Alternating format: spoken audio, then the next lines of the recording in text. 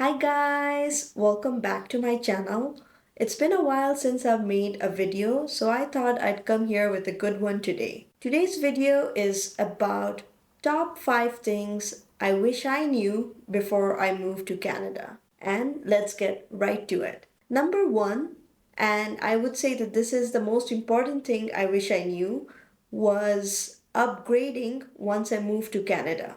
Canada really values their degree and Canadian experience, and I'm sure we have all heard about this when we are planning to move from our countries to Canada. We know that their Canadian experience is required, but we don't know how important it is to have something worth of Canadian value until you move here. Sure, you can get jobs without the Canadian experience or even the Canadian degree, but it will only take you so far. I've made the mistake of not doing any upgrading so far. I am working a decent job. I wouldn't say that I am not happy with my job. I am happy, but I'm sure if I upgraded by now, I would be earning more and I would be furthering more along in my career instead of working the mid level jobs. So, what I would suggest is definitely keep a budget aside when you're coming to Canada and make sure you're investing into upgrading yourself, whether it's a certificate in your field or a diploma. Make sure that you keep it aside and get your studies done, certificate, diploma, especially if you're planning to upgrade in your career and be in your career. Make sure you get that done, and upgrading is super important, which I wish I knew before I moved to Canada. Number two, and this actually came as a shock, is you actually make so much less money than what you're promised when you move to Canada. As in, the taxes take all your money. And I am not kidding. I wish I was. And this is something I haven't heard before I moved to Canada, that a significant chunk of your money is gonna go away in taxes. So let me just give you an example over here. Suppose you are making 100K per year, but the taxes will cut your 100K down to 70K, around 70K. So you are taking home 70K. And if you were to compare that monthly, you would be making around 8.3K a month if you were on 100K, but because the taxes are being cut so significantly, you are down to 5.8K per month, and that's a $2,500 decrease per month every paycheck, which causes a significant decrease in how much you're making. So, when we first moved to Canada back in 2019, I didn't know that this was going to be what the taxes will do. Like, they cut a significant chunk from your gross pay. So, I would say that we were not really putting ourselves out there in terms of money, and we were not knowing our value because we thought that we would be earning that significant amount until when we got our paycheck and we saw that there was a huge chunk cut from our paycheck.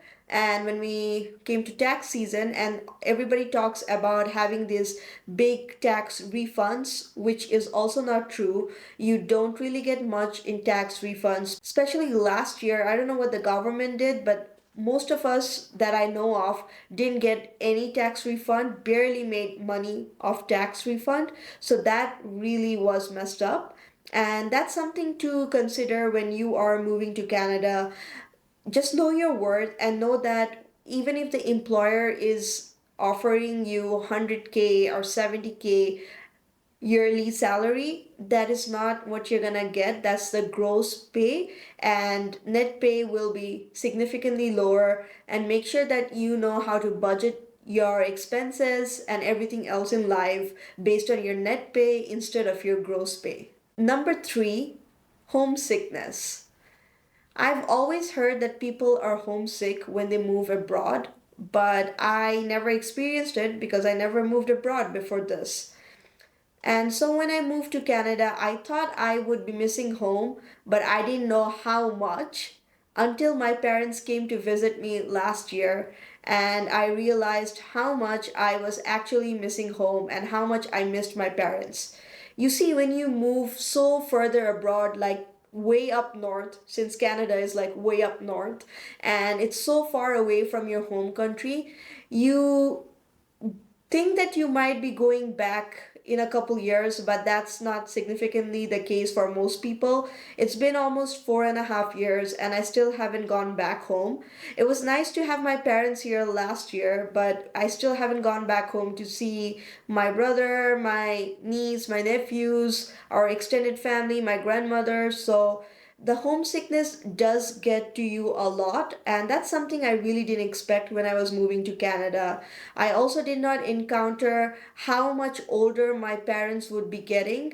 And I got a reality check last year when I saw them after 3 years, and I realized that they have gotten significantly older, and it really broke my heart for not being able to go back home. And even now, things are so expensive. The tickets are always so expensive going back. I really don't know when I can go back, but that's something I really miss. Not being able to see my in-laws, Kazi's side of the family. Everybody is growing up, all the kids, everybody is married, and yeah, it's sad that you're missing out on all the big moments. So that's something I really didn't think too much about when I was moving abroad, but it surely does suck to feel like this in the long run. Moving on to number four, free healthcare. Yes, healthcare is almost free. It is 70% free in Canada. And if you've seen my other videos, I'm going to link a video over here where I explain the healthcare services in Canada, and you can check that out. But free healthcare means that it's 70% free. That is, the medically necessary services are free, like, yeah, going to visit your family doctor or getting the routine tests done. And then if you are pregnant, then, being admitted in the hospital and giving birth, all those things are free. That's true. But no one talks about how much line you have to wait in to get to a family doctor in the first place. So when you come here, you need to register under a family doctor, and most of the family or the good family doctors are filled. So usually there's a long line, and you're waiting in the long line to get to a family doctor. And even when you have a family doctor, you can see your family doctor. At least you have to book a call and book an appointment 2 weeks in advance. Like, the healthcare system has gotten so bad in Canada recently, in the last couple years. Like, they will not see you unless you're dying. So that really is messed up compared to back home. Like, if you had something really serious going on, you could get your way through and see a doctor and get some diagnosis. But over here, let's say even if you have a knee injury or a foot injury, you broke your knee, or your muscles tore or something happened, if it is not urgent, like you're not dying, they are not gonna make you see a surgeon at least 2 to 4 months. So you're waiting to see a specialist and a surgeon for 2 to 4 months, while as if you were in back home, yes, you would be paying the money, but you would be seeing the doctor quicker. Again, the healthcare services over here are free, and I guess because it is mostly free, the services are just subpar. As you can see, we live in Calgary, so I still think our services are better than other provinces. Like, I've heard a lot of horror stories in Toronto and Vancouver. Some of my friends live there, and they said that they have really bad healthcare services. And I've heard the worst about Montreal. I've heard that in Montreal they keep you in the emergency room for hours and hours, and they don't tend to your needs. So that's something which I didn't know when I was moving to Canada. All I knew, like all of you, is that free healthcare. So I thought that, oh wow, we are getting free healthcare. But these are the consequences. And subsequently, the money that we're paying for taxes, they are said to be going to our betterment, which are the free services like free healthcare. But the healthcare really is not up to par. And if you are getting services like this and they cut so much chunk of your money, like 30% almost from what you're making, I'd rather pay less taxes, save that money, and then invest in healthcare, if that makes sense.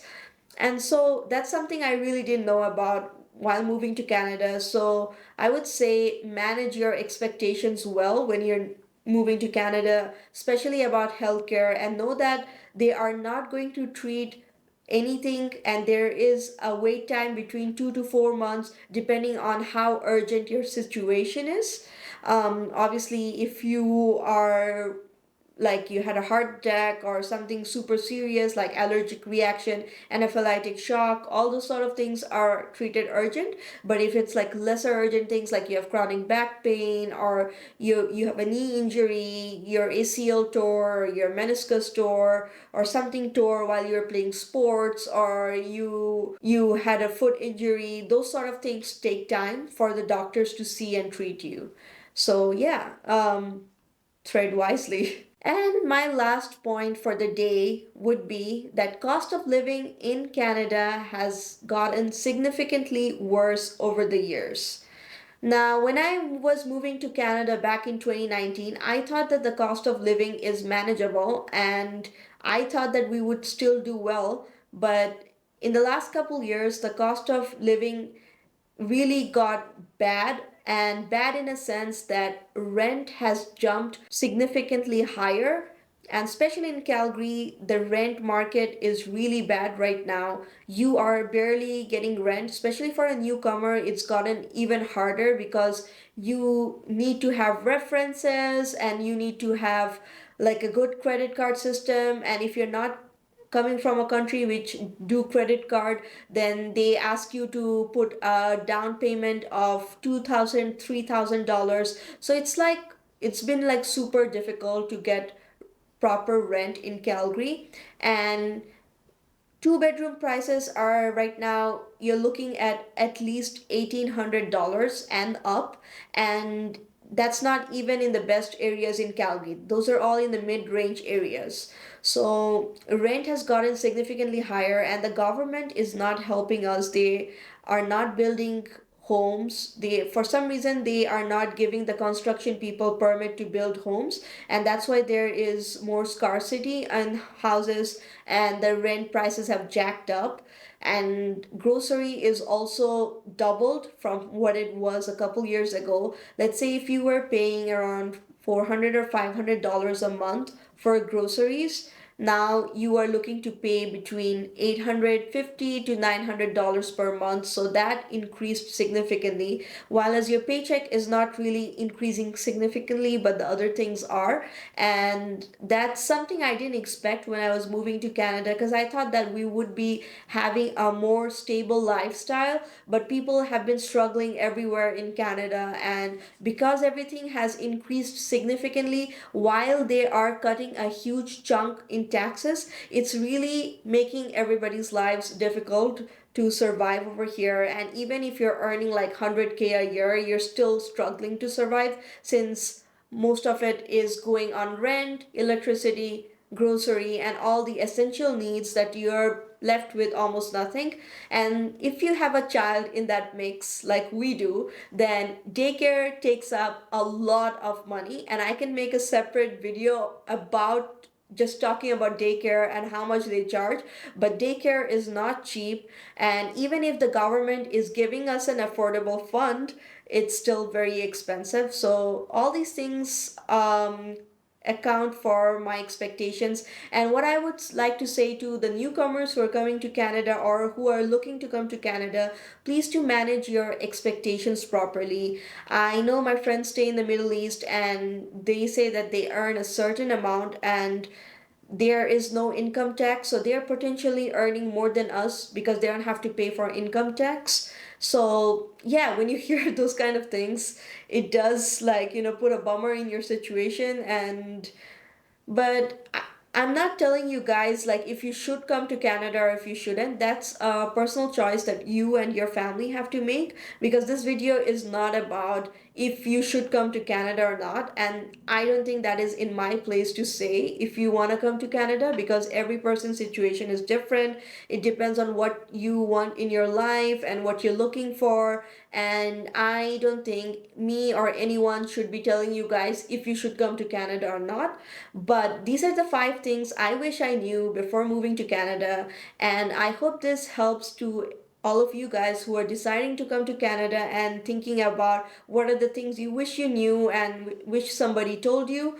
So, and I would say the most important thing is to manage your expectations. So just make sure that you know what you're getting into and put aside emergency fund for everything that I've mentioned and things which you might think will need more money.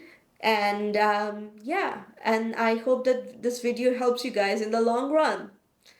So if you have liked my video today, don't forget to hit the like button and subscribe to my channel if you're new. Hope to see you guys in my next video real soon. Till then, bye.